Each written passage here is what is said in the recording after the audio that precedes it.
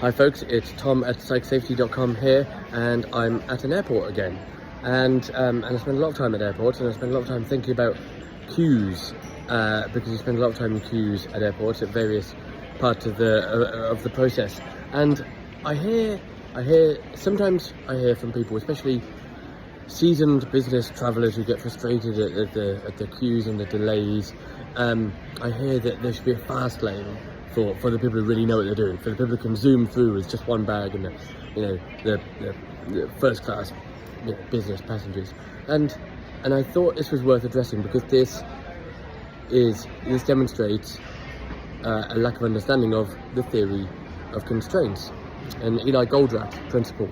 And the theory of constraints, or TOC as you might have seen it called, is essentially just a simplified version of queuing theory. But what it says is that an improvement anywhere other than the bottleneck is an illusion, i.e. a process can only really flow at the pace of the slowest component, assuming that they are coupled together and that it's not some way to bypass things. Now, a plane is going to take off at its time, even if everyone gets to the plane early, it's not going to take off any earlier. So the plane is going to take off when it takes off.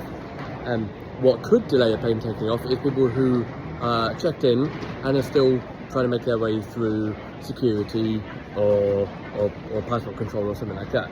Usually security, right?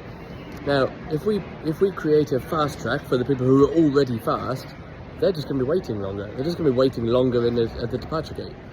If, however, we create a bit of a fast track for those people who are slowest, the people who are using wheelchairs, the people with kids in tow, the people who otherwise need assistance, then we can actually avoid those delays and bottlenecks in the system. So when we're thinking about queues and processes, we should be thinking about ways to speed things up for the slowest people. For whatever reason they're slower. Eli Goldratt calls this elevate the constraint. Identify and elevate the constraint. And this is exactly what airports are doing when they provide separate queues, shorter queues, for the people with kids, people using wheelchairs, and things like that. So no, there isn't really any point at all to creating some VIP fast lane for folks who just have one bag and just do this all the time. So